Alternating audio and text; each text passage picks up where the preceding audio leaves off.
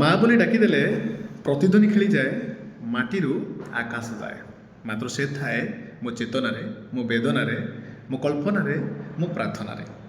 ପୃଷ୍ଠଭାଗରେ ଛିଡ଼ା ହୋଇଥିବା ମୋ ଦେବୀ ସିଏ ଚାହିଁ ରହିଥାଏ ମୋ ଫେରିବା ବାଟକୁ, ଆକଟ କରିଥାଏ ମୋ ଚଗଲାପଣକୁ। ପ୍ରତିଘାତ ଘାତ ସବୁ ସମୟରେ ନିଃସ୍ୱାର୍ଥପର ଭାବରେ ମୋ ସହିତ ସେ ରହିଥାଏ। ମୁଁ କେବେ ଫେରିବି ସେ ଚାହିଁ ରହିଥାଏ ସେ ବାଟକୁ। ସେ ସମୟ ଘଣ୍ଟାକୁ ବାର ବାର ଦେଖୁଥାଏ। ଏମିତି ମଣିଷ କେବେ ତିଆରି ହୋଇପାରିବ, ଯାହାକୁ ଯେତେ କଳ୍ପନା ଭାବନା ଚେତନା ଯାହା ବି କଲେ କମ୍। ହାତ ଧରି ଚାଲି ଶିଖିଥିଲି, ଦୁଃଖରୁ ସୁଖର ସବୁ ସମୟରେ ସାଥି ଦେଇଥିଲା। ଦୁଃଖରେ ପଡ଼ିଲେ ପଣତକାନିରେ ମୁହଁ ପୋଛି ଦେଉଥିଲା। ଭୋକରେ ଅଛି ବୋଲି ବୁଝି ବି ପାରୁଥିଲା। ସତରେ ଏମିତି ମଣିଷ ବାସ୍ତବିକ ନିଆରା। ସେ କେହି ନୁହେଁ, ସେ ହେଉଛି ମୋ ମା।